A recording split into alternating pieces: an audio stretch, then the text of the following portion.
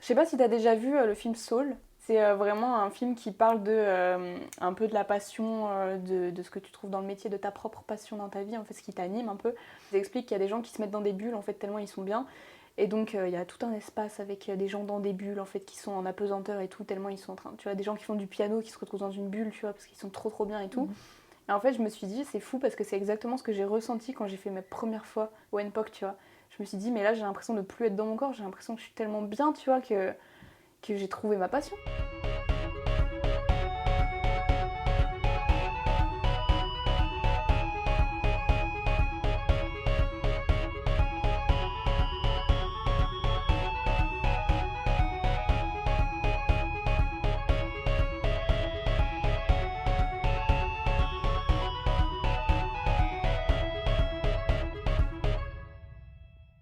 Là, cette semaine, j'ai commencé un nouveau guest, du coup. Et du coup, j'étais en mode, bah là, je vais faire un guest. Là, j'ai un nouveau rendez-vous pour des fruits. Et après, je vais faire un podcast et tout. Et il me dit, ah ouais, tu vas faire un podcast, mais c'est dingue tout ce que tu fais en ce moment et tout. Je dis, ouais, bah merci. C'est ton plus grand fan. Ouais, de fou. De fou. On va se présenter parce que ces derniers temps, je n'ai plus d'intro. D'accord. Du coup, je sais jamais quand. J'essaie de trouver des trucs qui font naturel, mais c'est pas possible. Ouais. Du coup, on va se dire bonjour. Bonjour. Bonjour à Maubrius. Bonjour. Comment vas-tu? Ça va très bien et toi? C'est très drôle que tu me parles de ton père. J'essaie toujours de regarder le compte Instagram des personnes avant qu'ils viennent. Ouais. Et du coup, je suis descendue. En général, quand on a des comptes Instagram aussi pro et propres que toi, Ouais. bah en fait, je suis en mode, bah en fait, il n'y a rien. Et finalement, ton premier post, ça m'a interpellée parce C'est que je mon me suis papa. dit, que fait ce tatouage qui sort de l'ordinaire? Et là, oui, j'ai vu que Oui. c'était ton papa. Du coup, ouais, mon père... Coucou papa, si tu nous écoutes. Je l'ai beaucoup tatoué, ça a été la toute première personne qui m'a soutenue en fait dans ma démarche pour devenir tatoueuse. C'est bête, mais j'avais commencé des études et j'ai complètement arrêté des études et j'ai dit à mon père, je veux plus faire d'études, je veux devenir tatoueuse. Et de là, il m'a dit, ok, bah on va attendre avant de le dire à ta mère parce que maman, elle va pas être contente, mais je vais essayer de t'aider et je vais faire ce que je peux pour t'aider. Et en fait, c'est bête, mais c'est celui qui m'a donné le plus de motivation en fait pour réussir à continuer. C'est un des premiers qui s'est fait tatouer par moi aussi. Donc là, je crois qu'il y a 5 tatouages par mois. Ouh. Ouais, dont des flashs. Donc la petite étoile que tu avais vue quand tu es allée tout au bout, c'était un flash que j'avais fait il y a très très longtemps. Et du coup, j'avais fait une étoile un petit peu plus droite, un peu voilà. Et une autre en fait où moi je l'avais appelée de base l'étoile moche. Et lui, il arrêtait pas de dire mais elle est pas moche, elle est très bien mon étoile. Elle est marrante et tout. On a des tatouages en commun. Moi j'ai un petit... Alors notre histoire c'est on regarde beaucoup Malcolm ensemble. Donc moi je me suis fait une petite tête de Malcolm et lui il en a une au niveau du bras. Malcolm aussi? Malcolm aussi, ouais. Que je lui ai tatoué aussi du coup. En réaliste? En réaliste, ouais. En noir et blanc? Ouais, ouais, Ou ouais. en couleur? En noir et blanc. Voilà. Mais ouais, du coup moi j'ai quand même cette chance là d'avoir mon père qui m'a beaucoup soutenue dans tout ça et ensuite ma mère qui s'est dit ah c'est vrai que c'est bien ce qu'elle fait alors on va la soutenir aussi. Mais je pense que c'est pas forcément le cas de tous les tatoueurs. Je pense que c'est quand même un métier où les parents se disent mais où est-ce qu'il s'en va quoi. Bah, je pense qu'ils voient des red flags en mode instabilité, instabilité, C'est ça. instabilité. Parce que ça reste un métier d'artiste en fait. Et l'art en général, je pense que sauf si t'es le créateur de la BD Lou, tu vois. Ou alors que t'es le fils du créateur de la BD Lou qui Ouais. fait ta BD qui s'appelle Mou. Ouais, voilà, tu vois, je pense que t'as pas forcément... Ils se disent peut-être un peu, bah, ils se lancent dans le vide parce qu'il n'y a pas d'études, parce qu'il n'y a pas de... Tu vois. Mm. Et donc ça peut faire un peu peur sur le coup, jusqu'à ce que tu te rendes compte au final que ce que ton enfant fait, en fait, ça déchire. Quoi. Donc, Mais c'est pour ça que je pense que t'as beaucoup plus de gens qui font de la reproduction full parce que ouais. au moins les gens ils voient un peu la réussite. On va pas mentir, ça les aide un petit peu même si on dit pas qu'ils sont pas talentueux, mais ça arrive que tu sois pas mauvais non plus. Mode reproduction de design Pas de design, mais de carrière, quoi. Où t'es en mode, ouais. Voici le réalisateur et son grand-père, le réalisateur et sa fille, la réalisatrice. Ouais. Et t'es en mode, bah, en fait, toi, t'as un schéma... Enfin, comme ton père était bouché, et toi, t'es bouché, ouais. et ton fils va être bouché. Ça, je comprends, tu vois, et en même temps, j'ai l'impression que ce genre de truc-là, ça marche pas forcément avec le tatouage, tu vois. Bah ouais, parce que... Je vois pas trop de, tu sais, maman tatoueuse, petite fille tatoueuse... Je pense que c'est aussi parce que c'est très récent qu'on ait des tattoo artistes qui soient, entre guillemets, sérieux. Enfin, pas ouais. sérieux, mais dans le sens où c'est devenu un métier plus reconnu Ouais. et plus démocratisé, où c'était pas juste un groupe de gens très limité qui se faisaient tatouer. Et aujourd'hui, c'est plus tout le monde plus démocratisé, quoi. Tu peux avoir ta caissière qui est tatouée, alors qu'à l'époque, Ouais, ça je t'en avais moins. comprends. Et aussi, je pense que. Enfin, il faut savoir déjà que le tatouage ça existe depuis. Mm. Je sais même plus, je vais dire une connerie, mais 20 ans avant Jésus-Christ, tu vois. Genre, Bah, en même temps, les gens se faisaient chier. Il y avait de l'encre, il y avait des aiguilles, mais ils faisaient c'était des tests. un truc comme ça. Et il y a une grosse période où le monde de marins a influencé beaucoup le tatouage parce que du coup, tous les marins, en fait, quand ils voguaient d'endroit en endroit, en fait, au niveau du port, il y avait plein de tatoueurs. Et c'est de là aussi que vient le livre, le flashbook, en fait. C'était pour avoir des flashs, pour que ça aille vite, en fait, pour que les marins, ils arrivent, ils regardent, ils disent « Allez, je prends ça, je me le fais tatouer, je repars, en fait. » C'était du coup pour avoir une genre de carte de souvenir sur le corps de tous les endroits où ils ont été. Mais c'est tellement créatif, j'adore. C'est incroyable, en vrai. Et tu te dis donc, le flash, ça sort de ça. Et c'est de là un peu les petits cœurs maman, Ouais. les sirènes, les trucs comme ça. Ça vient de ce truc-là. Et je ne sais plus où est-ce que j'en étais, du coup. Le tatouage, ça existe depuis longtemps. Ouais, du coup, le tatouage, ça existe depuis super longtemps. Et pour autant, je pense que ces tatoueurs-là, quand il n'y avait pas de marins, ils faisaient quoi à côté? Bah, après, Je pense pas qu'ils étaient que tatoueurs à cette époque-là. Hein. moi, je sais que par exemple, ma grand-mère était tatouée, mais elle Mm. venait d'un petit bled en montagne et tout. Et je pense que la personne qui tatouait, bah, c'était son seul métier, c'était tatouer et peut-être un autre truc, peut-être guide spirituel, tu vois. Ouais. Du coup, elle brûlait des encens et tatouait des petites filles. Ouais. Enfin, Parce que j'ai l'impression que maintenant, on peut plus facilement en vivre, alors que peut-être à l'époque, tu vois, t'étais tatoueur, mais bon, à côté, t'étais un peu bouché ou... si vous êtes tatoueur artiste et que vous avez, je sais pas, si votre père était tatoueur artiste ou votre mère était tatoueur artiste, c'est ça plus intéressant. Ah, grand-père. Bonus si c'est grand-père ou machin, parce que franchement, je pense que ça peut faire des petites histoires assez fun. Après, pendant longtemps, en fait, ça s'est un peu effacé parce que bah, les tatouages, ça faisait pas propre. Et en plus, les religions n'aiment pas trop les tatouages. Ouais, En aussi. plus, les tatouages ont été utilisés pour des trucs pas terribles, en plus, dans Mm. l'histoire. Bah ouais, c'est ça aussi. Ça a une mauvaise connotation. Dans notre génération actuelle, on a réussi à se réapproprier le tatouage. Mais je pense que c'est aussi pour ça que tous nos darons, tout ça, ils se disent « Ah, ça fait crade, ah... tu vois. Tu faisais des études de quoi déjà à la base? J'ai fait des études en médias et culture. Tu fais un L1 de médias et de culture. Médias et culture. Après, tu te dis au milieu, papa, pas possible. Ouais, voilà. Et là, tu te dis, je vais tatouer. Ton père te Là, dit, let's go. c'est un peu ça, ouais. Et qu'est-ce que tu fais? Tu fais un apprentissage, tu apprends sur ton père? Alors, non, pas vraiment.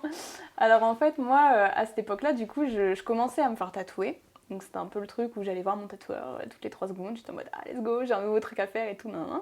Donc, au bout d'un moment, en fait, j'étais là, je me disais, mais j'aimerais tellement faire du tatouage, ça doit être tellement bien, tu vois. Genre, Et lui, il me regarde et il me dit, bah, tu veux essayer sur moi? Je dis, comment ça, essayer sur toi et tout? Et il me dit, bah, si tu veux, dans la semaine, là, je te prends une aiguille et tu me fais des retouches.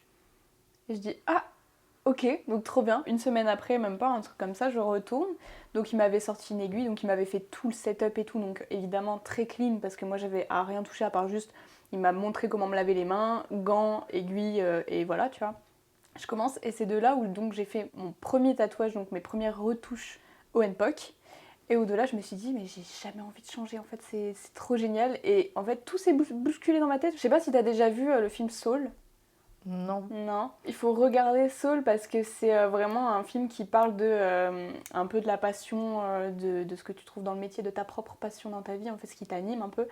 Dans le film où ils expliquent qu'il y a des gens qui se mettent dans des bulles, en fait, tellement ils sont bien. Et donc, il y a tout un espace avec des gens dans des bulles, en fait, qui sont en apesanteur et tout, tellement ils sont en train... Tu vois, des gens qui font du piano, qui se retrouvent dans une bulle, tu vois, parce qu'ils sont trop bien et tout. Et en fait, je me suis dit, c'est fou parce que c'est exactement ce que j'ai ressenti quand j'ai fait mes premières fois au NPOC, tu vois.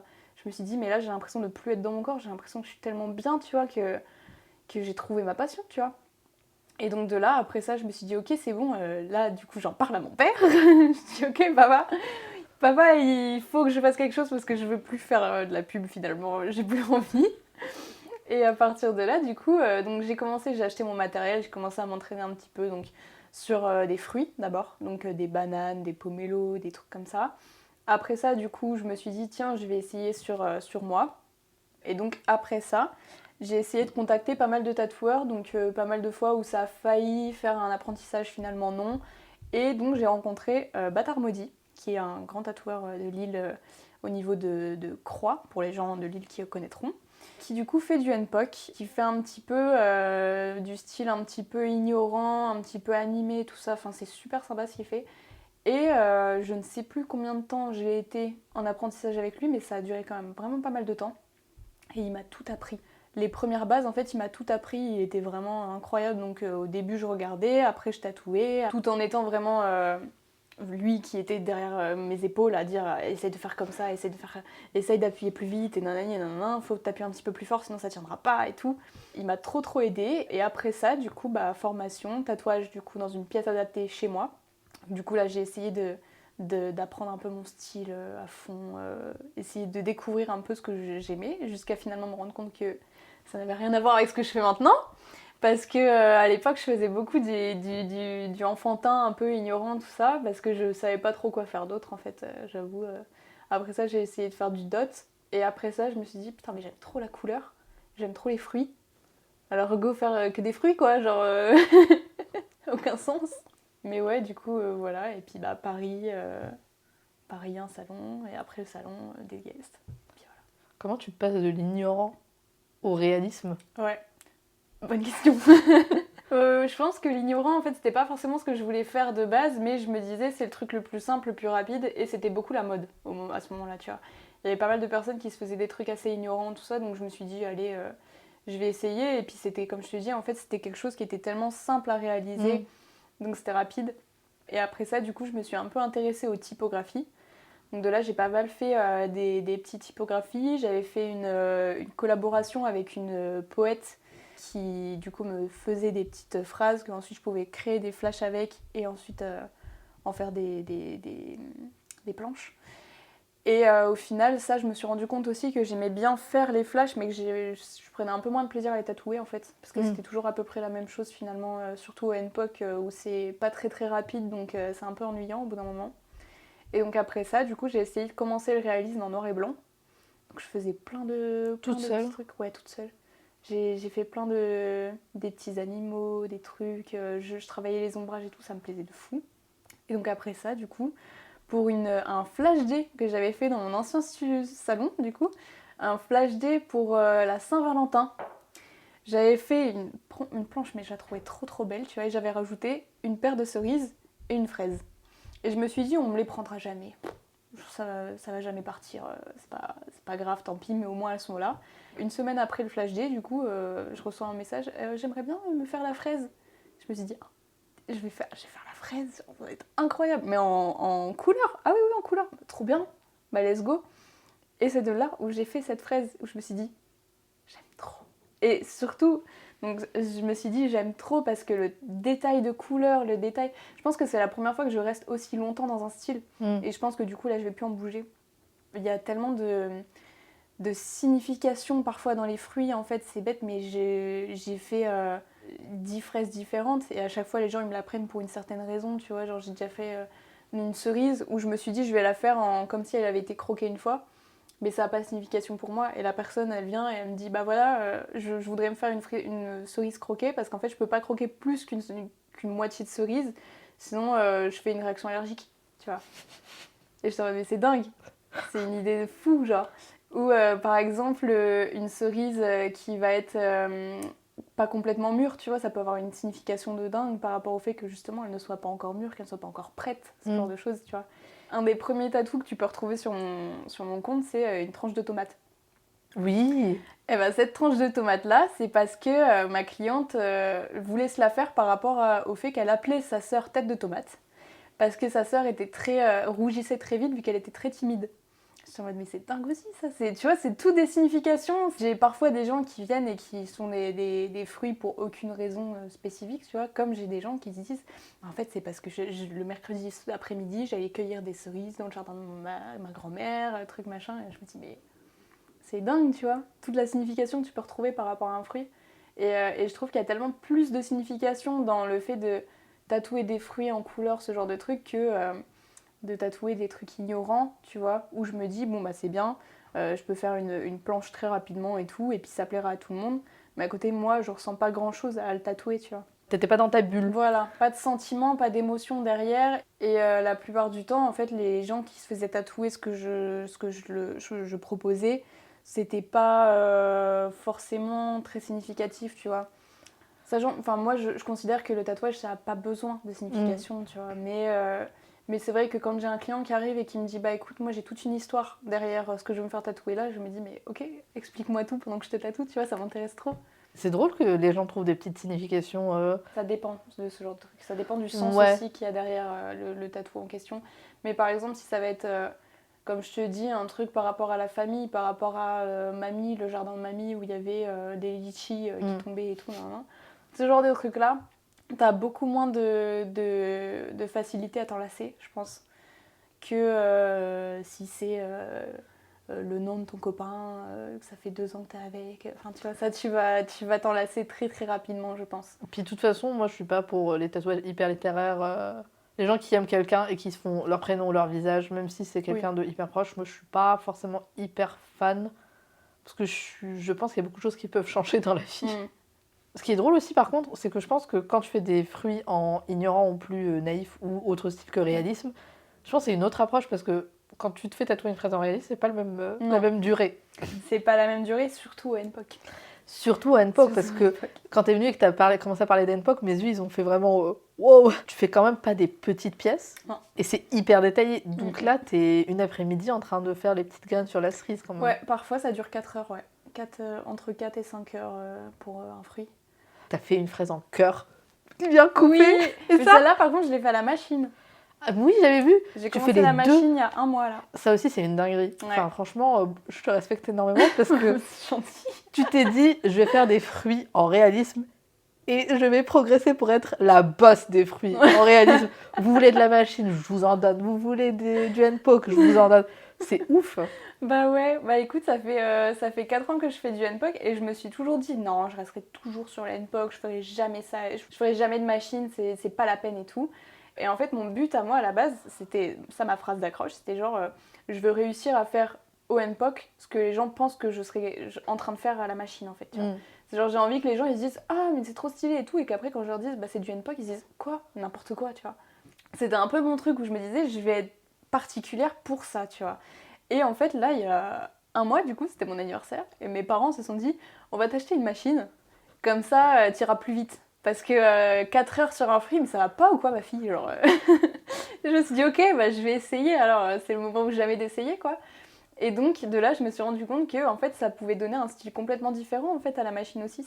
On voit beaucoup moins le pointillage, le dot, tout ça, mais ça donne quand même un effet réaliste. Et c'est vrai que maintenant, les fruits, par exemple la fraise dont tu parlais tout à l'heure, je l'ai fait en 45 minutes. Et c'est vrai que ça va vachement plus vite quand même que de passer 4 heures sur un fruit quoi. Et donc je me dis, en fait, ce que j'aimerais bien par la suite, c'est... j'ai déjà fait là sur une autre fraise, mais j'aimerais pouvoir allier les deux. Donc pouvoir faire mes fruits avec à la fois la technique du NPOC sur certains endroits, et pour par exemple l'ombrage, les côtés lumineux, tout ça, réussir à utiliser la machine en plus. Pour pouvoir faire vraiment un mélange des deux sur un seul et même fruit en fait. Je trouve ça génial. Mais c'est vraiment génial parce que je pense qu'il y a 2 styles de personnes. Il y a les gens qui veulent être parfaits et vraiment, ça se voit que t'es un peu comme ça. Et tes parents, ils te poussent un petit peu en mode, oui. Bah pourquoi pas Bah pourquoi pas essayer. Bah tiens, allez, une machine, maintenant tu vas essayer. Après, en même temps, quand tu trouves ton style que t'aimes beaucoup et que t'es en mode, bah moi je kiffe, et que tu sais que tu vas en faire pendant longtemps, autant toujours trouver des petits challenges, parce que sinon ça devient hyper redondant. Ouais, c'est clair. Et c'est aussi pour ça, je pense que de temps en temps, je me disais, tiens, ce serait bien si je pouvais faire Enfin, à l'époque où je faisais pas de fruits, ce serait bien si je pouvais faire un fruit. Ou à l'époque où je faisais pas encore de réalisme en noir et blanc, tout ça, tiens, ce serait bien si j'essayais de faire une biche comme ça, ce serait incroyable et tout. Et je pense que ça, c'est un truc qui me chauffe encore dans le sens où même si je continue de faire un max de fruits, un max de trucs comme ça, j'ai fait un croissant une fois, je me suis dit, ça n'a rien à voir avec les fruits que je fais en général. Mais c'est tellement un challenge avec tous les effets de croûte, les effets, les couleurs et tout ça. C'est un autre challenge que je peux encore essayer, tu vois. C'est con parce que sur le coup, tu vois, avant la séance, je suis là, je stresse, je me dis, je vais jamais y arriver et tout. Je vais jamais y arriver, je vais faire n'importe quoi et tout. Et au final, une fois que je suis devant le truc, j'ai l'impression que c'est comme si mon cerveau, d'un coup, il fait tout plein de connexions et dit, ok, là je pique là, là je pique là, là je pique là. Et au bout de 4 heures, je regarde et je me dis, bah j'ai réussi, tu vois, genre... finalement. Finalement. Pas besoin de se stresser, quoi. Mais ouais, je pense que c'est important quand même pour n'importe quel artiste de garder du challenge sur des trucs qu'il connaît pas encore, tu vois. Après, moi, la question que je pose tout le temps, enfin, quand tu fais du réalisme, est-ce que tu dessinais dans un style réaliste avant? Ouais. Ok, donc en fait, t'as transposé ce que tu faisais avec un média, genre de l'acrylique ou du crayon, Moi, du je machin. faisais au crayon. Ouais. Je faisais au crayon, les crayons de couleur, les trucs comme ça, un petit peu bic aussi. Mais j'ai jamais montré ce genre de truc-là parce que j'avais peur. Parce que je me disais, ça va pas être apprécié ou ce genre de truc. Il faut savoir que moi, je dessine, je peins à l'huile, je sculpte et tout ça depuis toute petite. Quand j'étais petite, j'allais aux Beaux-Arts, enfin voilà.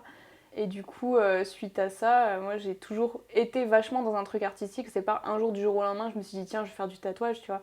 J'ai toujours été vachement à dessiner, à peindre et tout ça. Mais avant, mon appartement était rempli de tableaux partout. Et un jour, je me suis dit tiens, je vais faire du tatouage. Sauf que du coup, passer de je commence le tatouage à je fais du réalisme, il y a quand même pas mal d'années avant que tu réussisses à faire quelque chose de bien. Et moi, j'avais aussi ce truc-là d'avoir peur de rater en fait sur les gens. Donc évidemment, au début, je me disais je vais faire des trucs très simples. Et il m'a fallu un petit temps quand même de me dire bon, il va falloir que je passe le cap parce que sinon j'arriverai jamais à arrêter de faire des choses simples et à faire des choses un peu plus compliquées et à me challenger en fait. Et donc ouais, je me disais si jamais je foire sur un papier, c'est pas grave, mais si je foire sur la cuisse de quelqu'un, ça m'embête, tu vois. Genre j'ai pas envie. Et après, en plus, le réalisme, je trouve que c'est. Quand c'est foiré, c'est foiré.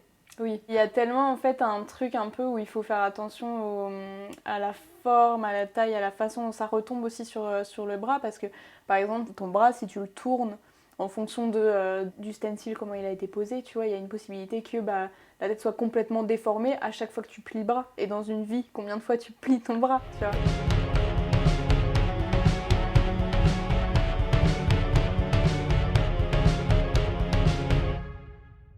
Je suis pas contre faire un tatouage dans un endroit où tu sais que ça peut s'effacer. Enfin, il y a des gens qui kiffent les tatouages sur les mains. Mmh. C'est très facilement effaçable, quoi. Oui. Ça va pas durer. Mais après, ça a quand même son petit charme, je trouve. Ah oui, oui, non mais moi j'ai des tatous, par exemple celui-là, là, la ligne que j'ai ici. Désolée les abonnés, vous pouvez pas voir, mais je l'ai retapé 4 fois. Ça n'a jamais tenu. Et maintenant, je vis avec et je me dis, bon, tant pis, c'est mignon aussi que ça se termine pas, c'est pas Attends, grave. mais c'est arrivé jusqu'au doigt? Normalement, ça arrivait jusqu'au milieu ici. Parce que ça n'a jamais tenu. Ça fait le petit doigt jusqu'à toute la peau. Ici, là. Jusqu'au coude? Ouais. J'adore. J'ai vu un tatouage incroyable, vraiment. C'est une meuf qui s'est fait tatouer un trait qui part de son cou tout le long de son bras. Non, il fait peut-être de son bras jusqu'au torse, jusqu'au pied. Et genre, c'est juste une ligne droite qui s'enroule. Et du coup, quand elle a enlevé son petit, tu sais, son plastique, c'était hyper satisfaisant. Bah ouais, de fou. Je te l'enverrai si j'arrive à le retrouver. Envoie-moi ça. J'ai beaucoup de trucs à t'envoyer. Mais ouais, du coup, je me dis qu'il y a certains endroits, par exemple, où, comme je te dis, les doigts, où je trouve pas ça si dérangeant au final de voir que ça ne tient pas, tu vois. Bah, faut accepter les risques, quoi. Bah ouais, c'est ça. Ou par exemple, les gens qui sont tatoués en dessous des pieds, tu vois, sur les talons. Oui, il y a des gens qui sont tatoués sur les talons, tu vois, et je me dis que quand tu te fais tatouer à cet endroit-là, ou dans la bouche, ou ce genre de truc, tu le sais que ça va pas tenir, tu vois. Après, la bouche... Je suis désolée. Je déteste faire des généralités. Quand tu tatoues la bouche, tu sais que c'est momentaire. Oui. Tu sais que c'est pour rigoler. Bah oui. Quelques mois ça et c'est fini, logique. En fait. Enfin, c'est pas un tatouage... Non. Qui va tenir. Et tu vas pas t'écrire un truc hyper deep, la phrase que tu te dis quand t'es anxieux, ou ce que t'as raconté la personne qui t'aimait quand t'étais petit, en mode tu vas y arriver. Non, tu te fais tatouer un truc drôle. En mode je sors de soirée et let's go, ouais. Je vais me tatouer croissant à l'intérieur de la bouche, ça va être drôle. Ouais. Un truc qui m'a toujours fait peur justement, c'est que je me suis dit, une fois, comme tout le monde à l'époque, je me suis dit putain c'est trop cool de se faire tatouer derrière la lèvre à l'intérieur et tout, nan. Sauf que je me suis dit, en fait, ce qui me ferait trop peur, c'est qu'avec la cicatrisation, l'encre, elle bouge. Et que du coup, j'ai une tache d'encre, tu sais, sur la lèvre, qui se voit à l'extérieur, tu vois. C'est possible, je me dis, en fait, j'ai jamais regardé. Regardé si c'était vrai, mais c'est un truc qui me fait peur. Je me dis, jamais je serais capable de me faire tatouer l'intérieur de la bouche, parce que justement, j'ai peur que, tu sais, en mode, soit trop aller vers l'extérieur. Et du coup, par la suite, pendant la cicatrisation, l'encre, elle bouge, parce que ça, c'est un fait. L'encre, elle sèche pas sous la peau. tu vois. L'encre, elle continue de faire sa petite vie sous la peau et ton corps, toute sa vie, il essaye de retirer l'encre en fait. Ce Oui. qui fait que du coup, parfois, même si tu fais très très attention à ton tatouage, le tatouage va bouger, c'est normal. Tu vois. Ce qui fait que du coup, je me dis, est-ce que là, à cet endroit-là, est-ce qu'il y a une possibilité qu'un jour, il y a un petit morceau d'encre qui se voit Mais t'es meuf, obligée de mettre du rouge à lèvres tout le temps, quoi. Meuf, tu t'es fait un scénario dans ta tête, Oui. ça t'as jamais cherché si c'était vrai. J'ai toujours regardé, je me suis toujours dit, mais putain, jamais je ferais ça. Et les gens qui le font, enfin moi, si je devais le faire, je le ferais vraiment tout en bas, tu vois, parce que j'aurais peur que l'encre, elle remonte. Est-ce que c'est pas pire de l'avoir au bout du menton? Horrible. Oh là là. Je pense que si ça arrivait, on entendrait parler de ça. Ouais, c'est vrai. C'est vrai. J'ai jamais rencontré quelqu'un qui avait un tatouage dans la bouche. Ou alors, peut-être que j'en ai déjà rencontré, mais qui ne le montre pas, tu vois. Écrivez-nous à Mobrius, en Cnéline. Vous avez un tatouage dans la bouche, envoyez-nous. Montrez-nous comment il a cicatrisé. Envoyez d'histoires parce que je pense que ça peut être très fun comme histoire. Est-ce que vous étiez majeur? Oui, très, très bonne question. Ou alors t'as vraiment pas envie, tu sais, il y a une histoire d'héritage, c'est en mode si mamie se rend compte que je suis tatouée, Ah ouais. elle me déshérite. Ouais, mais je pense que justement c'est le genre de tatouage que tu fais quand tu veux un tatouage parce que tu veux trop swag, genre, mais que t'as peur du coup que n'importe quelle partie du corps, mamie le voit, tu vois. Et je pense aussi, si c'est mon conseil toxique, si vous voulez vous faire tatouer et votre famille elle veut pas, gaslightez-les à fond, en mode mais non, bien sûr que j'ai toujours eu ce tatouage là, je comprends pas de quoi tu parles. Oui. Ben, pour en parler de ça, ce qui est marrant, c'est que ouais, ça m'est déjà arrivé. Alors ma mère, faut savoir que peu importe le tatouage, peu importe le piercing que j'ai eu, elle a toujours vu, sans que je lui dise, tu vois. Elle a toujours eu ce truc de maman de t'as un nouveau tatouage, tu vois. Et à chaque fois, je me disais non, j'ai pas de nouveau tatouage. Et évidemment que si, j'en avais 3 nouveaux, tu vois. Mais bon. Un jour, je me suis fait percer le téton, que j'ai perdu depuis, malheureusement. Mais Rest in peace. Rest in peace, mon petit piercing, c'était mon piercing préféré en plus. Je suis trop mal, mais je me suis dit plus jamais je le referai, tant pis. Et puis bah maintenant, je suis un peu dégoûtée de plus l'avoir, quoi. Mais bon, ça faisait quelques temps que je l'avais maintenant et j'avais pas osé le dire à ma mère parce qu'évidemment c'est un truc un peu perso, tu vois, ce genre de piercing-là. Et en gros, c'était une période où du coup je devais retourner chez elle pour aller en mode week-end, on retrouve maman, tout ça. Et en fait, elle me disait, il y a un truc qui est différent chez toi. Du coup, je disais, bah, j'ai un nouveau tatouage. Non, c'est pas ça. Tu vois, elle le savait. Je disais non. Je dis, bah, j'ai fait une nouvelle coloration. Non, c'est pas ça. Il y a un autre truc, tu vois. Et à un moment donné, je sais pas comment elle fait pour avoir ce petit moment, tu vois, Elle me dit, on va dans la piscine. Tu te mets en maillot de bain. Je dis, ok. On va dans la piscine. Et elle me dit, il y a quelque chose qui va pas et tout. Et tu sais, j'étais en mode... comment faire et tout. Et bon, avec ma mère, voilà, on est très... on n'a pas de problème au niveau du corps de se le montrer, quoi que ce soit, tu vois. Et elle était en mode, bah, t'as quelque chose sous ton soutif et tout. Pourquoi tu veux tout le temps garder ton soutif alors que d'habitude tu t'en fous d'en porter un et tout. Je dis, bah, je sais pas, je suis à l'aise et tout. Elle me dit, Je finis par lui dire, je dis, bah, t'as raison, j'ai un piercing. Et le pire, c'est que je me suis dit, mais va falloir que je lui dise, genre, oui, je me le suis fait percer il y a 2 jours et tout. Alors ça faisait 6-5 mois, tu vois, que je l'avais. Un truc comme ça. J'étais en mode, oui, bah t'inquiète, je me suis déjà fait plaisir parce que ça m'avait fait super mal et tout. Elle était en mode, mais je vais jamais te changer, toi, c'est pas possible. Comment elles font pour le voir, tu vois? Je pense qu'il y a une tactique d'intimidation combinée avec chercher les réactions illicitées. Si tu le dis trop rapidement, ils sont en mode... Ouais. C'est genre, qu'est-ce qui se passe là? Qu'est-ce que t'as de nouveau? Bah, j'ai un nouveau tatouage. Elle se dit, Ouais, c'est trop si rapide. elle le dit aussi facilement, c'est que c'est pas vrai. C'est pas ça qui est nouveau. C'est autre chose. À Bobrius, on va passer à la deuxième partie du podcast qui est le tatou tour. Ok. Où tu vas parler de tes tatouages. Ok. Il n'y a pas de règles, mais du coup, on peut parler de tes tatouages, de tes machines tatouées avec ton père ou des fruits que tu fais sur tes clients et clients. Je réfléchis. Je pense que je vais te parler de mon tout premier tatouage. Oui, avec plaisir. Alors, je vais te le montrer aussi, sans casser le micro. Mon tout premier tatouage, c'est lui. Oui, dis-moi.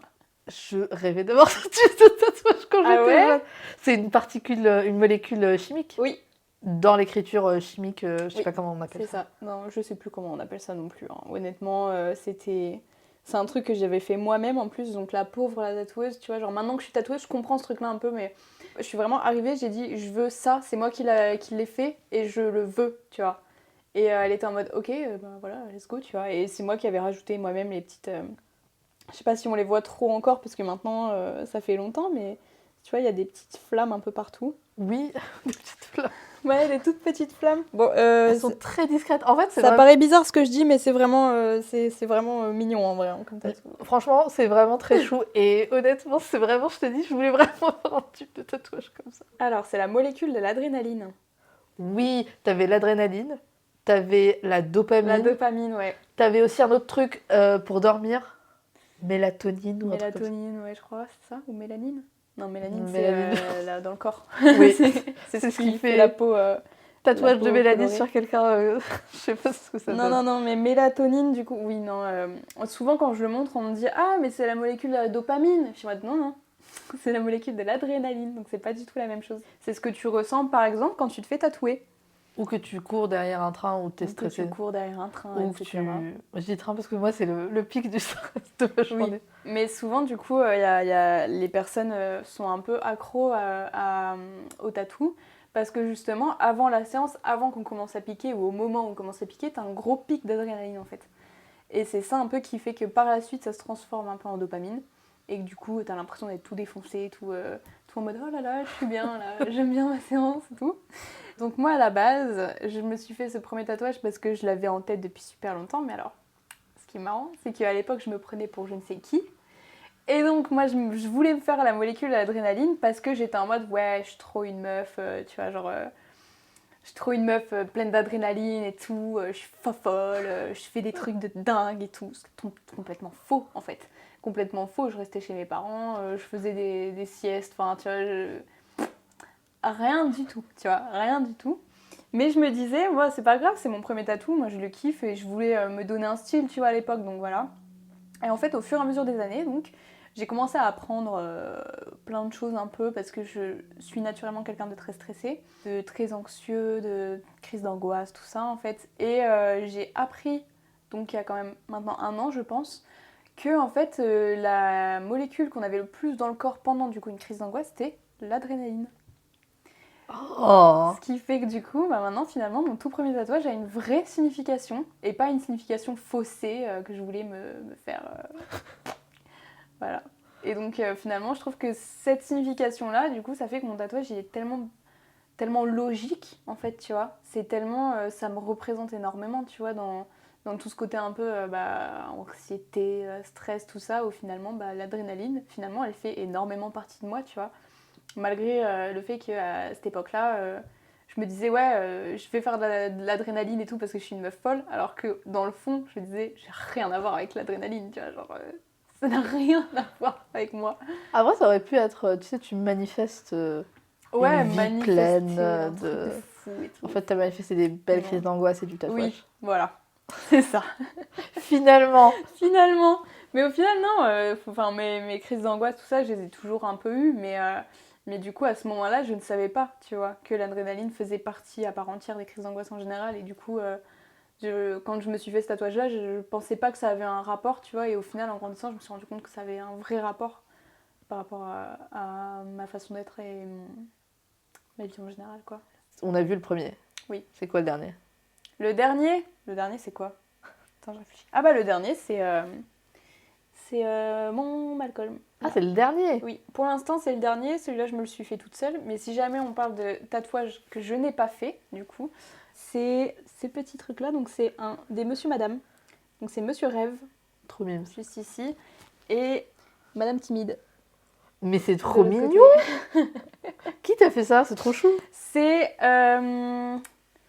Loïc, comment il s'appelle? Douce Enfance, tatou. Ah, j'adore. Je vais aller follow directement. Douce Enfance sur Instagram. Et du coup, lui, ouais, il fait beaucoup des reproductions de dessins animés de notre enfance, en fait. Et ouais, c'est génial ce qu'il fait, je trouve. Et du coup, mes petits Monsieur Madame, je trouvais qu'ils me correspondaient assez bien, Monsieur Rêve, parce que J'ai souvent la tête dans les nuages en fait. Je suis assez quelqu'un qui va, tu sais, le genre de personne où elle regarde dans le vide et elle réfléchit. Enfin, t'as l'impression qu'elle réfléchit à rien, alors que je suis juste en mode en train de me dire, mais si en fait je fais ça, alors du coup ça veut dire que oui, mais ça, attends, parce que. Et je suis en train de m'imaginer toute une histoire dans ma tête, tu vois. Et sinon, Madame timide, oui, parce que je pense qu'au premier abord, je suis quand même quelqu'un qui paraît beaucoup timide, tu vois. Il faut quand même me connaître avant de me rendre compte. Peut-être pas avec toi, mais en tout cas, en général, dans les salons dans lesquels j'ai été, là, il n'y a pas très longtemps, j'étais dans un salon et ils m'ont absolument pas cernée, je pense, parce qu'ils pensaient que j'étais, dans leur façon d'être avec moi, un peu une petite gamine enfant, toute petite, toute choupie, tu vois, genre celle qui ose pas trop parler, celle qui est la petite dernière de sa famille, tu vois. Alors qu'en fait, pas du tout, tu vois, genre je reste quand même une femme qui est grande, qui est, tu vois, qui est auto-entrepreneuse, enfin, tu vois, Elle je paye pense... son URSSAF, Bah ouais, je paye mon elle travaille URSSAF, dur. je galère à aller aux impôts, enfin, je pense qu'au premier abord, je dois donner une image un petit peu de la personne qui ose pas trop parler, qui est en mode, oui, trop bien, ok, tu Je vois. Alors pense qu'en que fait, c'est la couleur de cheveux. non, peut-être. Alors la couleur de cheveux, déjà c'est roux. Oui. Et tu matches tes cheveux avec tes sourcils. Je Oui. sais pas si tu le matches ou si c'est ta couleur Ah non, naturelle. c'est pas ma couleur naturelle. Je teins mes sourcils aussi pour que ça fasse... Et t'es habillée en noir. Oui. Du coup, tu fais un peu la meuf stylée, Ah un peu bon? gothique. Bah oui, J'ai l'air gothique? meuf, t'arrives, t'es Oh. habillée full en noir, tes cheveux sont roux qui matchent tes sourcils. Là, déjà, c'est le signe d'une bad bitch. T'es en mode, je peux pas. Quand la personne match sa couleur de cheveux assez. C'est le roux, c'est une des couleurs un peu funky, tu vois. Où il n'y a pas des crayons à sourcils, faut matcher. Mais j'ai eu les cheveux noirs à une période. J'ai eu les cheveux bleus et j'ai eu les cheveux noirs après. Est-ce que tu matchais tes sourcils? Non. Mais par contre, j'ai déjà eu les cheveux noirs et complètement bleach mes sourcils. Donc, Ça aussi, c'est le complètement signe d'une blanc, bad hein. bitch. Tes ongles, Oui, mes ongles. très Que fan. je fais moi-même. Tu fais toi-même tes ongles? Oui. Je les fais moi-même, tous. Et j'aime trop parce que justement, je trouve que ça a un côté très artistique en fait. Et du coup, j'aime bien toucher à tout. Et du coup, attends, c'est de l'acrylique? Oui, c'est du gel UV. Ah, mais ils sont trop bien faits. Merci. En plus, c'est forme amande. Je pense. C'est pas hyper facile de faire ça. Non. Et franchement, ils sont trop bien. Merci. Mais oui. Et là, je suis en train de découvrir un petit peu le monde du nail art parce que je me suis rendu compte en fait qu'au niveau du nail art, je gérais assez, donc ça va, tu vois. Mais c'est surtout au niveau de la pose en fait où je galère parce que je n'utilise pas les bons produits, parce que je colle pas de la bonne façon, parce que je lime pas de la bonne façon, ce qui fait que du coup ça ne tient pas. Et donc là je suis dans un site de TikTok un peu où toutes les 3 secondes c'est une vidéo de quelqu'un qui explique alors pour faire cette pose là, et nanani nanana. Si tu veux le DIY nails, si tu veux la OG, moi je suis une grande fan de nail art. Et il y a une femme, pardon, faut que j'arrête de dire meuf. Il y a une femme sur YouTube qui s'appelle Suzy, qui fait des tutoriels, qui a une voix extrêmement douce. Et en fait, ce que je trouve hyper agréable, c'est que elle n'est pas condescendante, mais elle te parle comme si tu savais rien du tout.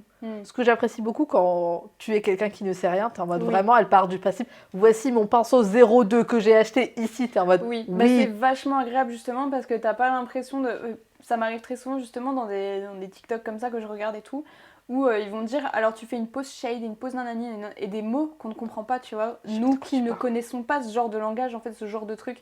Et du coup on se retrouve, on se dit mais ça veut dire quoi une pause shading, truc machin. Je me dis mais je ne sais pas donc je vais juste regarder, sauf qu'elle te met des coupures pour que ça aille plus vite, ce qui fait que du coup tu vois rien en fait. Bah oui. Donc tu te dis bah oui mais du coup moi si je m'y connais pas du tout là je ne peux pas savoir comment on fait, tu vois là. Ouais.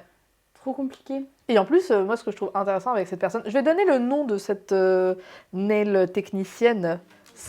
Oh là là. Ça s'appelle Nail Career Education. Et en fait, genre carrière. Ouais, Nail Career Education. Et après, elle t'explique vraiment comment laver tes pinceaux, comment fixer si ton ongle il s'est cassé et t'es en PLS. Et du coup, c'est hyper apaisant si vous cherchez des vidéos pour vous endormir. Je trouve sa voix incroyable. Aussi, on m'a dit qu'il fallait que j'aille de dire. Je trouve sa voix je trouve sa voix extrêmement douce. Et en plus, avec le petit son des machines, c'est trop bien. Voilà, c'était mon trop intéressant, petit moment. Mais j'aime trop enfin, j'aime trop parler des ongles, moi, dans tous les cas. C'est vraiment un truc...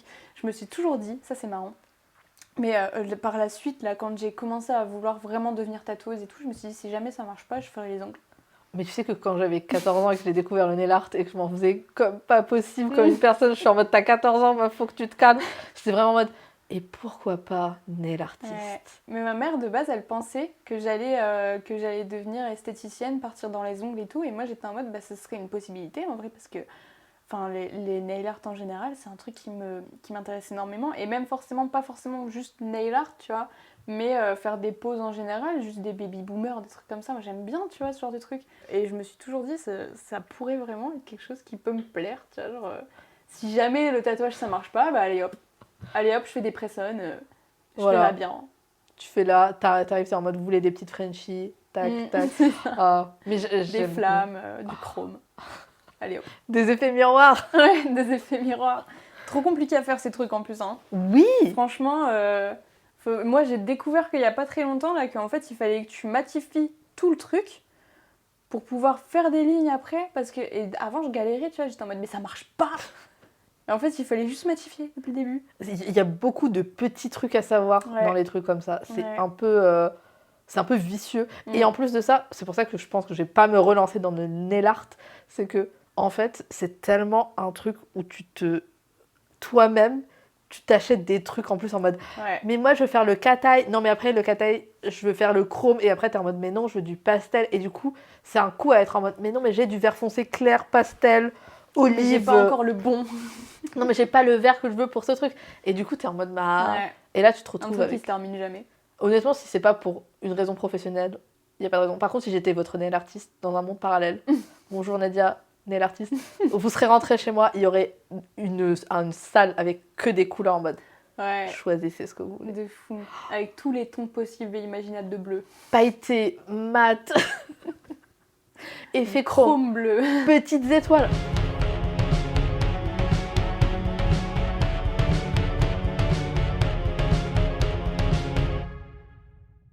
On va parler d'un troisième tatouage parce qu'on était dans le tatou tour, bien évidemment. De quoi je peux parler d'autre ? Je peux peut-être parler de tatouages que j'ai fait. J'étais en train de les regarder. Ce serait sympa, je vais regarder. Et là, je pense que le premier truc que j'ai vu, c'est les cerises, c'est les framboises. Ouh. Alors ça, ouais. Si tu veux qu'on parle de ce tatou-là, il y a une grosse histoire. Oh, c'est dramatique ? Un peu dramatique, ouais. Oh non ! Ah si. Et je pense que pour les gens qui me connaissent, ils vont en avoir ras-le-bol, ils vont couper. Ils vont couper le podcast parce que j'en ai parlé pendant 3 mois de cette histoire. J'étais au fond du gouffre. Oh non, mais qu'est-ce qui s'est passé ? Alors, donc, cette personne, très adorable en plus comme personne de base, c'est fou ça, m'avait pris du coup ce tatouage-là en tout premier tatouage. Donc c'était sa première fois, tu vois, j'étais en mode let's go, ça va être trop bien. En plus des framboises et tout, ça va être génial et tout, trop bien. Donc le rendez-vous arrive, je lui pose, je commence à lui tatouer et tout. On fait une, ou après on fait une petite pause, on fait la deuxième. Et donc elle regarde et tout dans le miroir et elle me dit oh, c'est génial et tout. Ça on dirait vraiment un petit sticker ce que t'as posé là et tout, c'est génial et tout. Donc moi j'étais trop contente parce qu'en plus c'était vraiment, pour le coup, ça fait partie des tatouages dont je suis plus fière en fait. Parce que je les trouve magnifiques, je les trouve trop jolies et je me souviens que après la cicatrisation, il y aurait eu quand même besoin d'un bon coup de couleur par-dessus, tu vois, parce qu'elle était un petit peu ternie, mais malgré tout, je trouvais que c'était très joli, j'étais trop contente. J'avais même reposté du coup en story parce que à la base, je pense pour à peu près tous les tatoueurs, la raison pour laquelle on demande aux gens de nous renvoyer une photo quand c'est cicatrisé, c'est pour pouvoir la montrer aux gens. C'est pour ça que si jamais vous voulez faire plaisir à votre tatoueur, n'hésitez pas à faire des belles photos, à demander à quelqu'un de prendre la photo, à trouver la bonne luminosité, tout ça, et pas juste prendre une photo comme ça, vite fait, parce que comme ça, on pourra la poster et ça fera joli. On termine le tatou, elle était trop contente et tout se passait super bien. Peut-être 2 semaines après, je reçois un message en mode est-ce qu'il y a un problème avec le tatouage ? Parce qu'en fait, maintenant qu'il est cicatrisé, j'ai l'impression que en fait, maintenant que je le regarde mieux, j'ai l'impression que ça n'a rien à voir avec le tatou, le flash de base. Je me dis, oups, c'est bizarre, mais bon, je vais regarder un petit peu, envoie-moi une photo. Donc elle m'envoie une photo, donc là je regarde. Pour être sûre, je prends le flash et le tatou, les deux en même temps à côté. Je regarde, je me dis, il y a 2-3 trucs qui, tu vois, des petits points de couleur, des petits points de lumière où j'ai mis, où j'étais en mode, je le mets là, mais c'est genre on peut le compter sur des millimètres, tu vois. Oui, en de plus, différence. c'est... Oui, voilà. C'est parce que elle avait très mal pris que je dise ça, mais j'étais en mode, les tatoueurs, on n'est pas des robots, tu vois. Donc évidemment, quand tu prends parfois certains flashs et tout ça, moi je vais te le faire, mais au bout de 4 heures d'affilée de séance, il y a des endroits où je mets des points où peut-être il y a un point de couleur que j'ai mis là et où finalement il était 3 mm à côté, tu vois. Je m'en excuse, mais encore une fois, je ne suis pas une machine. Et donc voilà, elle m'envoie ce petit message-là, un peu excuse-moi, ce serait juste pour savoir. Je lui dis bon, si jamais, n'hésite pas, on va faire des retouches. Elle me dit ok, pas de souci. Une semaine après, elle m'envoie un message long comme ça, pour me dire qu'en gros, elle est en déprime, que ça va pas du tout, que apparemment, elle a eu plusieurs personnes qui lui ont dit que ça ne ressemblait pas du tout à des framboises, que le tatouage était vraiment genre en mode sa mamie ou sa mère, je sais plus, qui supportait pas le tatouage parce que vraiment c'était moche. Elle était en mode je ne me vois pas continuer de faire ma vie avec un tatouage moche. Elle a dit des trucs comme ça. Elle était en mode ça va vraiment pas le faire. Alors là, je sais pas si tu peux peut-être changer le dessin. Donc moi je lui explique, je lui dis en fait le truc c'est que le tatouage est fait et si tu regardes le tatouage et le flash à côté, en fait je pense qu'elle le voyait plus détaillé que ça et plus réaliste, sauf que le flash en lui-même n'est pas très très réaliste de base non plus, tu vois. C'est un flash que j'ai fait en mode avec des taches de couleur et tout ça. Moi, en général, je vais pas genre faire un... C'est ça qui est un peu marrant, je fais pas un rond tout doux et puis après je colore à l'intérieur et tout. C'est que je prends un pinceau, je fais... Et après je dessine et j'efface et tout ça, ce qui fait un petit peu un effet... Quand le fait que j'efface sur les côtés facilement, ça donne un effet un peu stickers, en général. Et donc ma façon de faire a fait que ces framboises-là, elles avaient pas l'air très naturelles, tu vois, genre, mais ça restait quand même assez réaliste, tu vois. Bref, ça lui plaisait pas du tout, elle était en déprime et tout, elle m'a dit moi j'en peux plus, je peux pas me regarder comme ça tous les jours et tout, donc là c'est soit je le fais détatouer, soit je vais trouver une personne pour me le faire couvrir, mais ça ira pas, tu vois. Je me dis, sachant que dans la conversation, je pense que 3 fois j'ai dû lui dire, mais si jamais tu veux, on peut faire des retouches. Mais on peut faire des retouches pour faire en sorte que la couleur soit plus vive, tu vois, pour repasser les détails et tout ça, mais ça ne va pas changer le tatouage en lui-même, tu vois, genre tu peux pas te retrouver avec un tout nouveau tatouage, tu vois, alors que le flash de base ressemble au tatouage, tu vois. Suite de ça, elle m'a envoyé un dernier message auquel j'ai pas décidé de répondre, qui était j'ai sûrement dû me faire une image erronée de ton travail. Donc je me suis dit ça pique, mais bon, je vais pas rentrer dans ce jeu, tu vois. Ça reste une cliente, je vais rester professionnelle, c'est pas grave. Et donc par la suite, j'ai été le premier avis 1 étoile sur la page Google du salon dans lequel j'étais. Donc je pense que franchement, ça a dû arriver 2, 3, 4 mois après cette conversation-là, tu vois. Donc c'est un moment de on ne se parle plus, il n'y a plus aucun problème ni rien, à d'un coup, un message, mais comme ça, pour dire cet avis ne concerne que Amobrius et aucune autre personne du salon à part Amobrius. Si vous voulez sauter le pas, surtout à fuir. Des trucs comme ça horribles, comme quoi apparemment en fait le service client, après du coup la séance n'allait pas du tout, qu'apparemment dès la première soirée après qu'elle soit rentrée chez elle, elle voyait que le tatouage ça allait pas du tout, que je l'avais apparemment rembarré, que j'avais été très mal polie, que elle m'avait demandé des retouches auxquelles en gros j'avais refusé, tu vois. Que des trucs comme ça, et donc moi j'étais en mode mais comment tu peux m'en vouloir autant alors qu'à la base moi... Ah ouais, elle m'avait aussi reproché le fait que j'avais voulu reposter la photo cicatrisée qu'elle m'avait envoyée en story, alors que elle était en mode what the fuck, tu vois, genre trop bizarre de vouloir faire ça, alors qu'à la base je pense que tous les tatoueurs font ça, et je pense qu'elle est juste pas au courant parce que c'était son premier tatou.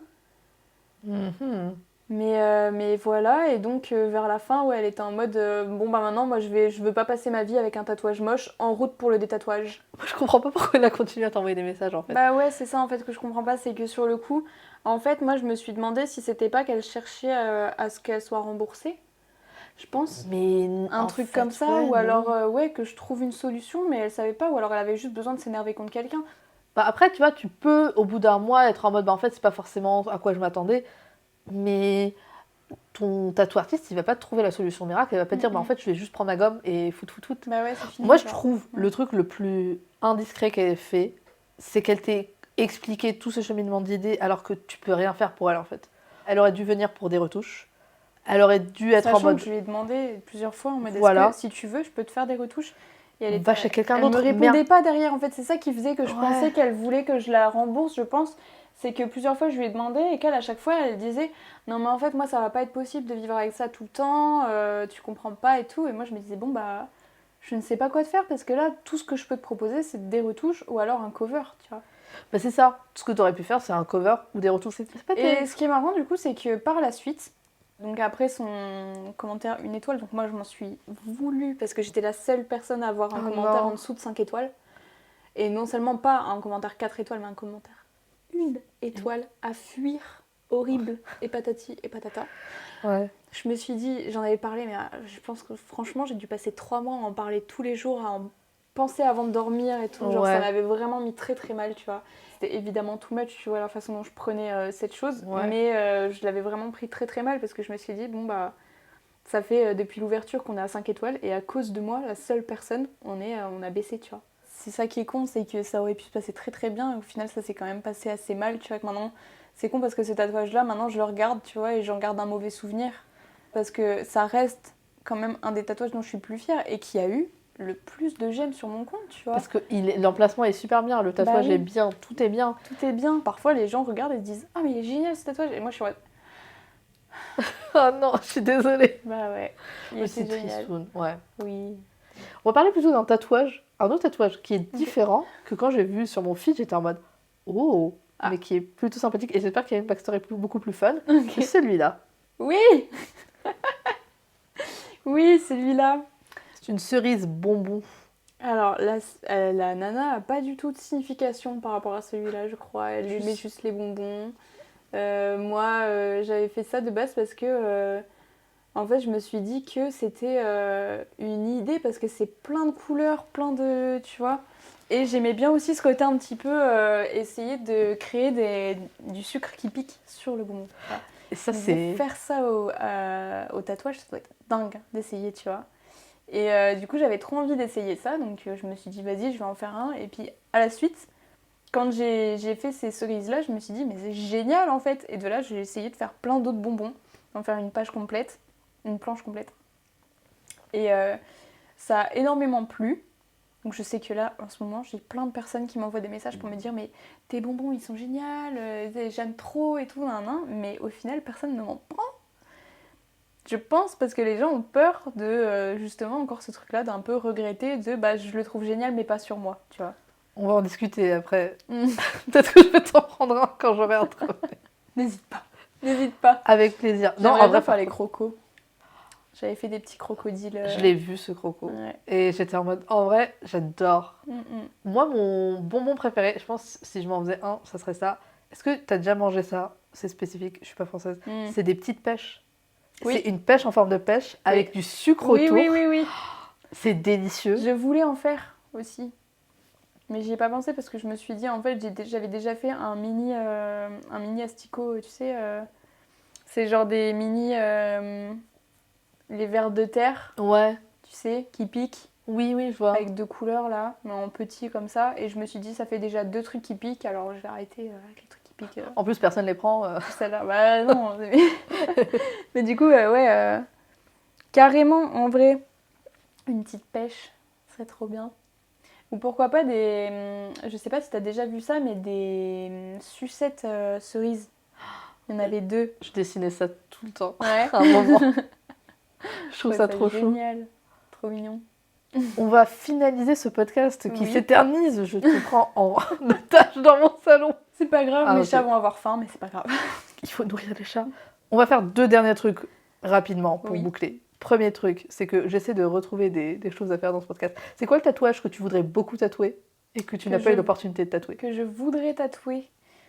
Oh, mais alors, C'est pas un tatouage, c'est un projet artistique. Je considère que c'est un projet artistique. J'ai un projet artistique depuis quelques mois, je pense maintenant. J'aimerais trouver une personne qui soit bénévole pour me donner son dos et faire un projet artistique qui s'appellerait la salade de fruits et remplir le dos de la personne avec tous les fruits et légumes possibles. Voilà. Ça, c'est un projet que j'aimerais beaucoup faire et j'en ai déjà parlé un petit peu à ma commu et j'avais pas mal de personnes qui étaient en mode bah le problème c'est que moi je veux bien mais j'ai déjà un tatouage dans la nuque et moi il me faut un truc complètement neutre, il y a rien du tout, tu vois. Putain. Et qui serait d'accord du coup qu'on passe genre une semaine et que tous les jours je fasse 2 ou 3 fruits d'affilée sur le dos quoi. Couleur réaliste. Ce projet est dingue. Voilà, c'était ça ma petite idée. Et j'aimerais vraiment, vraiment bien faire ça parce que c'est tellement un truc où j'avais cette idée-là, tu vois, et j'étais en mode, mais un dos rempli de fruits et de trucs, ce serait génial.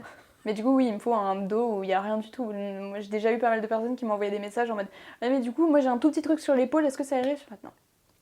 Mais... Le seul truc, c'est que je considère important, c'est la sortie d'aiguille. Je demande juste à payer la sortie d'aiguille, une par jour, c'est tout.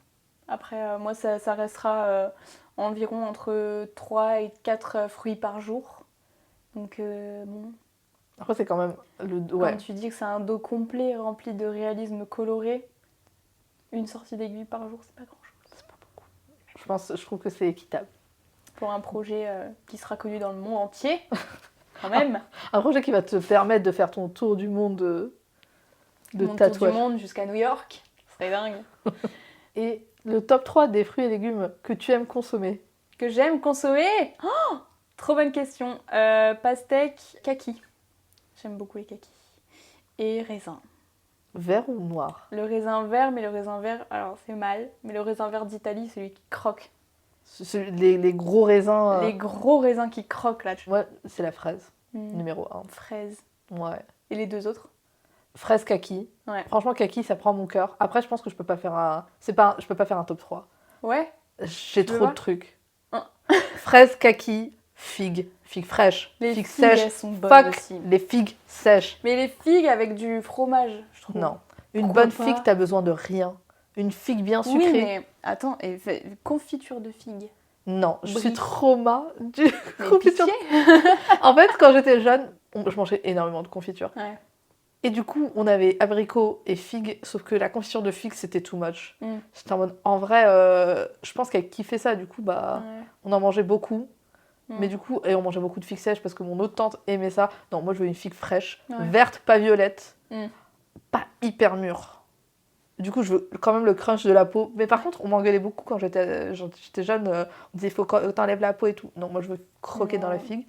J'aime beaucoup. C'est comme les kakis, moi, je croque dans la peau, les kakis. Non, pas possible. Après, tu les aimes bien mûrs ou pas mûrs? Ah oui, moi, putain. je les aime bien pile poil à moitié pour que ce soit encore assez croquant, mais que ça fonde quand même.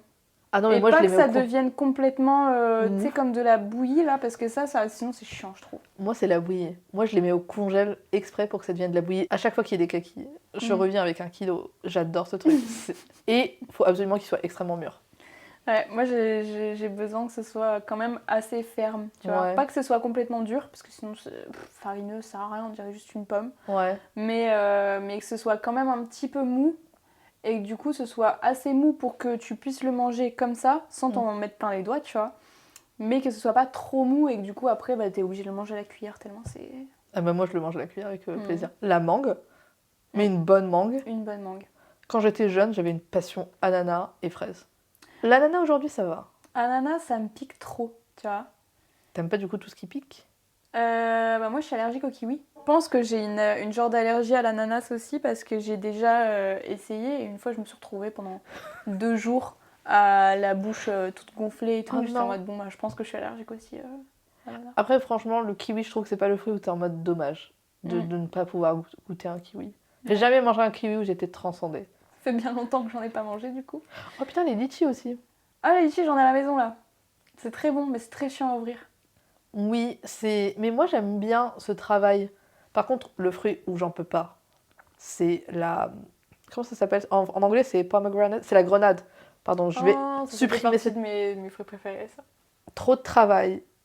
Pas beaucoup de... Enfin, j'aime pas. Moi, je mange les graines avec, en général. Tu sais, genre, j'aime bien, je les ouvre une fois, je Ouais. les ouvre comme ça, j'enlève un petit peu les petites peaux et tout, et puis je croque, quoi. Ah oui, je sais, mais j'aime trop. Après, Mais- c'est bien pour toi parce que on nous dit que. Enfin, il m'avait proposé une vidéo sur ça, c'est que c'est très nutritif. c'est vrai. Après aussi, tu peux te faire une tisane aussi. Hein. C'est plein d'eau aussi. Ouais. Le seul truc que je trouve marrant par rapport à certains fruits, comme par exemple la grenade, c'est que il y a des fruits comme ça où t'as l'air mais sanglant quand tu les manges, tu vois. Genre, C'est- par exemple, la grenade, ça tâche beaucoup. Le nombre de fois, les premières fois où j'ai commencé à manger des grenades toute seule, où je me retrouvais comme ça, on aurait dit une bête au milieu du salon à faire crunch, crunch, crunch, et où je relève la tête et où j'ai du rouge jusque sur le nez, c'est partout comme ça, tu vois. Si tu m'en dirais qu'elle a été chassée, genre... C'est ça le chasseur-cueilleur en fait. Et en fait, on chasse et tout, et nous, on croyait qu'on mangeait de la nourriture, enfin de la viande, en fait, on mangeait des grenades, quoi. Bah ouais. Incroyable. Amobrius. Oui. Merci beaucoup à toi d'être venu. C'est la Avec fin plaisir. du podcast. Ah, dis donc, j'ai l'impression qu'il y a eu une période où j'étais dans une bulle et j'avais oublié qu'on était là. Ah mais tu sais, je pense que ça fait partie des enregistrements les plus longs. Incroyable. Voilà. On en avait des choses à dire. On en avait beaucoup à dire, c'était moi qui m'énervais beaucoup contre Crunch. Et malheureusement, vous n'allez pas écouter ça parce que je vais me censurer. Le nombre de trucs que je censure, c'est quand même un peu ouf et c'est toujours les mêmes sujets où je me dis, faut peut-être faire un truc, extérioriser ça et pas en parler à toutes les personnes qui... Oser. Est-ce qu'il y a un message que tu voudrais laisser aux personnes qui écoutent? Ça met une pression. J'ai menti quand j'avais dit que je n'avais rien à préparer. Ah, tu vois, c'est ça le truc, c'est que tu me dis non, il n'y a rien à préparer. En fait, bah si, maintenant il y a la dernière question. Je pense qu'il est important, je me sens comme dans Miss France là, il est important de croire en ses rêves, de faire des trucs et tout. Non, que en vrai, ayez pas peur de faire des tatouages en fonction de vous et pas en fonction de ce que les autres penseront. Je pense que c'est important si t'as envie de te faire un fruit et que t'as peur que les gens se disent mince, que les gens se disent que c'est nul ou ça a aucun intérêt ou qu'il n'y a pas de signification ou autre, on s'en fout quoi. Genre c'est votre corps, c'est votre propre signification ou peut-être que juste vous en avez envie depuis super longtemps, on sait pas, faites-le quoi.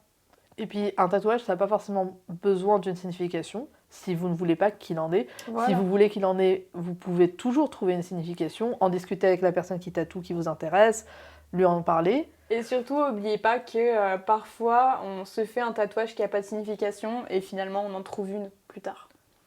Ça arrive, ça. Ah oui, mais ça, c'est magnifique. Avec l'adrénaline. Bravo. Avec l'adrénaline. Merci beaucoup à toi d'être venu. Avec plaisir.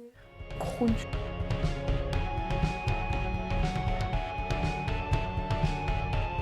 Merci à vous d'avoir écouté cet épisode de Encre les lignes podcast.